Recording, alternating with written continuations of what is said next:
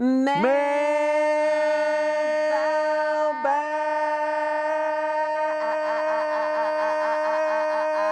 That was solid. We got some good mailbags here.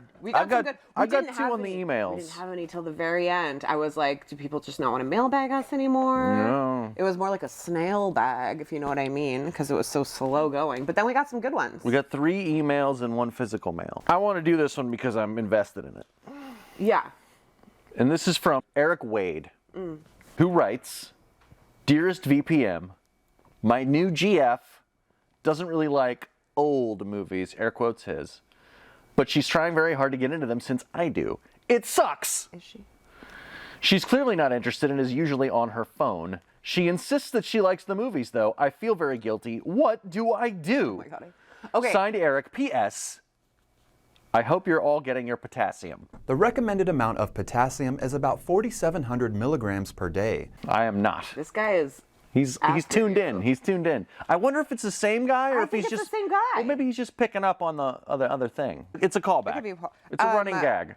So I love the idea of us answering movie relationship questions because it's really Viva. funny. Ask Viva. Yeah. I would love some more info. I want to know how long, you guys. You said new girlfriend. Is this like a couple weeks? Is this like under a year?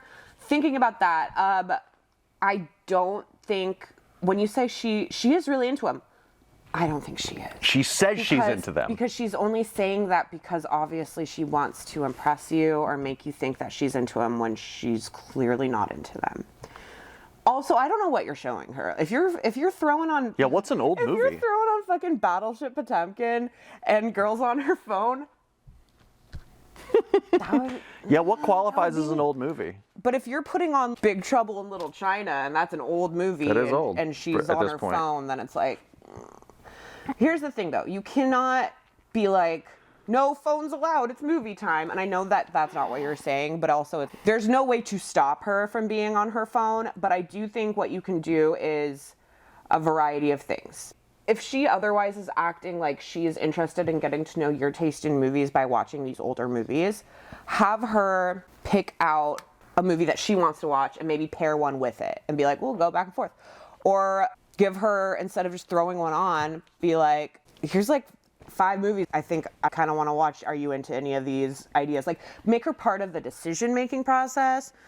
Also, I mean, double feature a newer movie with an older movie that pair well together. I think that's really fun to do sometimes. And if she's still just on her phone, you know, I don't know how old you are. People are just on their phones a lot. You know what I mean? It might just be a lost cause. You might just have to be like, the movies that I love are for me. And you know what? You'll sit down and you'll watch 90 Day Fiancé with her if she's 100% that kind of person. Yeah. But she could be both. And you know what? You could be opening her eyes to newer movies, but I think you have to make it more of like a decision between, like, you guys have to, it has to be something that you're both deciding to watch, and maybe even both for the first time, instead of you being like, watch all my favorite older movies at first, you know, in the new relationship. Mm-hmm. Sound advice, as usual, from Emily Soderback. Because I've been a girlfriend watching movies and on my phone. So have you had this problem with other boyfriends? Because you're the movie one. I'm the movie one. I'm always the movie one, so no. So Okay. no, I've never had this problem. I don't know what I'm talking about. Thanks for calling me out. I wasn't trying to call you out. I was actually curious. I think that you are giving some very sound advice. I also think you're being too generous. Yeah. I think, Eric, that what you need to do is break up with her right now. No! Look, I think that Eric, what you need to do is let it go. I think that I agree with Emily's advice that if you're intent on sort of let it go. of sharing this part of your life with her, then you need to involve her in the decision-making process and open yourself up to watching the movies that she wants to watch with you. It doesn't necessarily need to be about you educating her or inflicting your taste on her, right? Because that can also come off really bad. It's not very cool. I've dated more than one woman. Been in this situation? 100%. Yeah, right. I've dated more than one woman who hated the Coen brothers. You know, that kind of stuff. And you just have to. You just got to let it go, man. Yeah. There's no change in anybody's mind. It's not your job to educate them. It's just if you want to share that part of your life with them, and I would because I love movies. I love watching movies with my partner.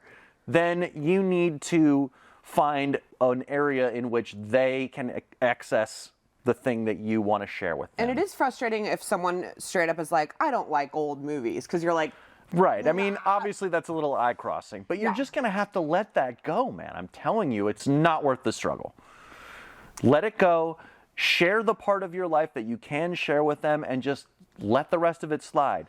There Also- will be times when she will come around. that's what I was going to say. Over the long term, if you guys connect you will more find on some other common things, ground. then she'll be like more into learning more about you, and then throughout the length of the relationship, ideally be more open to being like, you know what, I really want to know what this guy loves, and I really want to try to get into what this guy loves. Because if Absolutely. it's a successful, healthy relationship, you're gonna Absolutely. you're gonna crave to understand what makes each other tick, you know. Anyway, Eric, Yeah. I hope that's good advice. And let us know how it works out, and if you guys do start like doing something fun that makes makes it better.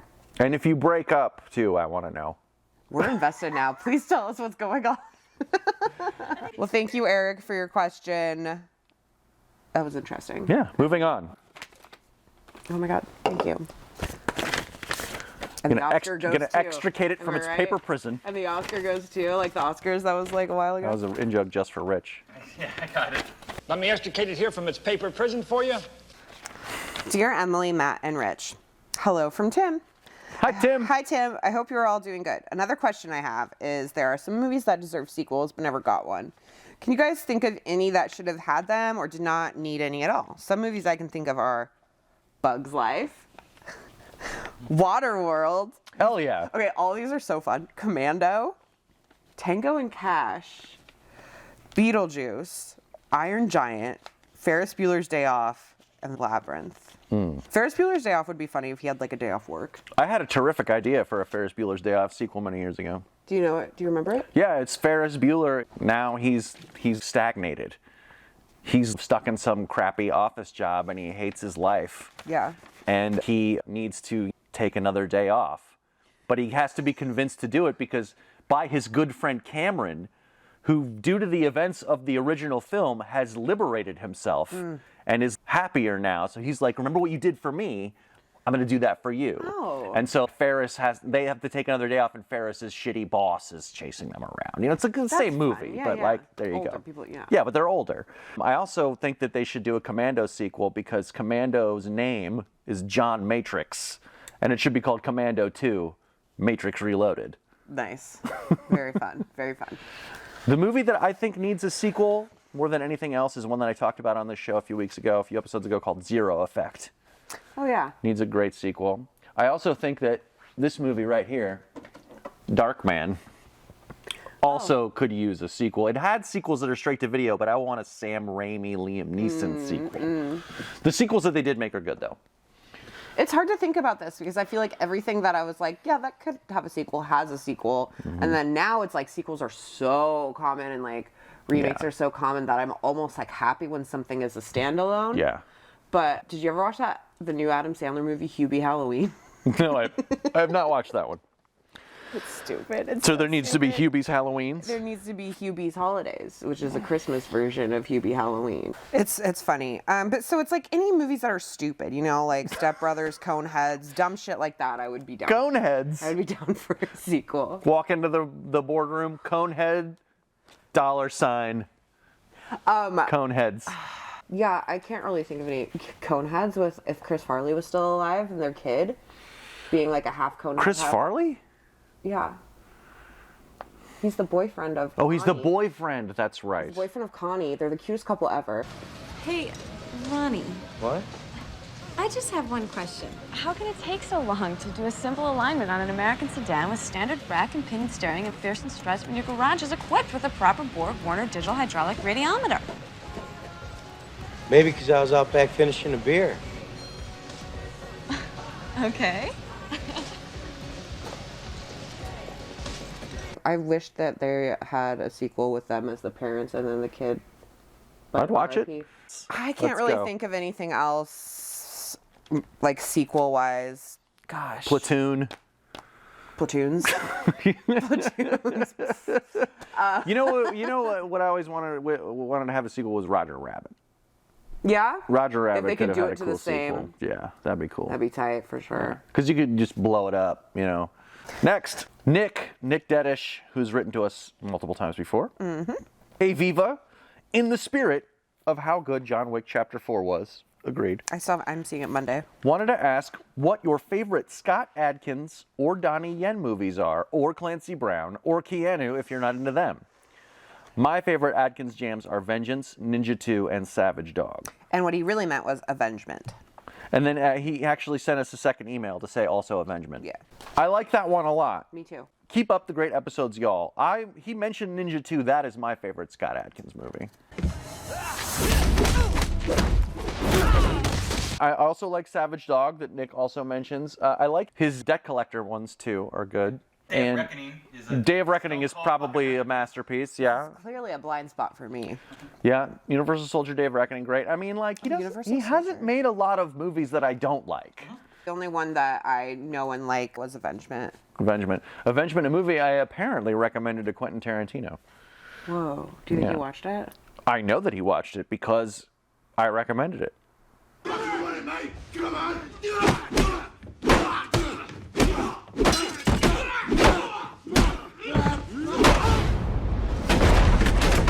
He also mentions Donnie Yen. You got any Donnie Yens? Big gold question mark there. I looked in 0% Donnie Yen. You guys, martial arts and martial artists, I'm very, very not well read in that. And for that, I'm not going to apologize, but I am going to be like, I have a lot to learn. No And reason that's to always apologize. great. And that's always great when you have a lot to learn, right, Matt? I agree. You can't go wrong with Iron Monkey. Okay. Anybody got any Clancy Browns? I Starship mentioned Troopers? Extreme Prejudice on the show last episode. I just have Starship Troopers. Great film. Great film. Highlander, who plays the Highlander's Kurgan. good. Carnival, actually. Very good. And finally, Keanu. Like all of his, I don't know, like everything. Yeah. Bill and Ted. Point Break. 22, Point Break. River's Edge. Constantine. If you're the looking- forever underappreciated Constantine. Some forever underappreciated romantic drama and comedies, Sweet November and Something's Gotta Give. He's so great as the doctor in Something's Gotta Give. Did you watch the one with him and Winona, the Destination Wedding one from a couple years ago? No, I didn't even know Super it was a fun. thing. Really? Yeah, they both are going to a wedding for a Winona and friend, Keanu. and it's a destination wedding, and then they meet on an airplane on the And they way to decide the be wedding. Each other's plus ones. No, they hate each other immediately, but then they get kind of thrown together. And... All right, thanks, Nick. We got one more. Do you want to read it? Yeah. This is from Troy. Hi, Troy, I'm Matt Troy Barber. Rich, and sometimes Kevin, if you were there this week, Kevin. And he just came in, so that's perfect. I'm here. Cue for the show. Of all the new DVD and Blu-ray releases, oh yeah, I don't know this one. Blu-ray releases each week, how do you decide which ones to add to the Scarecrow collection? I'm assuming any new movie 2023 release gets added, especially if it was in theaters, or am I wrong? Do you sometimes just say, meh, pass? And what about the new Blu-ray, 4K, etc. of older movies by specialty labels? Do you have a policy? For example, buying every new thing Arrow puts out, or is it dependent on other factors? And who decides? One person, a committee? Thanks, guys, and keep up the great work. Troy and SF. P.S. We hiked today on the Sonoma coast. It was much colder than expected, and my partner was really wishing we had brought our warm Scarecrow knit caps. Next time, they are warm. I feel like you probably have more intel on this than I do. But Yeah, I'm I mean, pretty sure you know, we just try to get everything we can. There's a budget Yeah. that we have to stick to, and our buyer is pretty diligent about sticking to that. And we do make decisions. You know, we're not always able to get everything we want to get every week all the time. A lot of times we'll wait until something gets cheaper, or we'll wait till there's a sale or something like that, and we'll bring in stuff. Or if there's a lot of customer requests for something, we forward that on. We definitely weight that. That has value. You know, we always take donations, so people will bring us stuff that we didn't previously have, that maybe we skipped, didn't pick up, and we'll bring that in. That way, there aren't any real hard and fast rules. He asked specifically about, you know, like, do we bring all the Arrow stuff in? We try to. That kind of thing is definitely prioritized. We do have a lot of people in here, at least for purchasing, that do come here to buy their boutique label stuff. Yes. We try to bring in as much of that stuff in as timely a fashion as we possibly can. And we have a big for sale, like we have a big Criterion for sale section, so we do get, I'm pretty sure we get in every Criterion release. Oh, absolutely. We do that, yeah, for sure. And when 4Ks are concerned, sometimes we'll wait.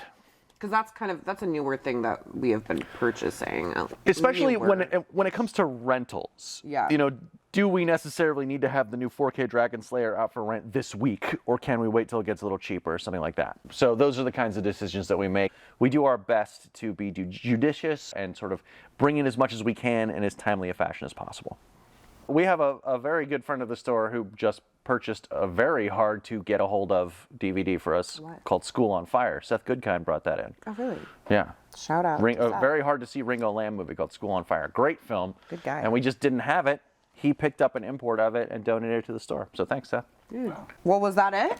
That's it. If you guys want to throw us a mailbag, then viva@scarecrow.com or 5030 Roosevelt Way Northeast, Seattle, Washington, 98105. It's okay. I didn't really give them I didn't get like a prompt there. know what was going on. Or we can come into the store and you can drop off a letter there that way. Also, you can hit us up on Twitter at Physical Viva or at Colonel Mortimer and at East Lauderback, et cetera, et cetera. And so forth. And so forth and so on. We'd love to hear from you. Photos, recommendations, just Pictures what's of your up, pets. Pictures of your pets, what you've been watching, what you want to watch, movie books, movie anything, blah, blah, blah, whatever. Ideas of what you would like to do to Kevin. Wow. Yeah.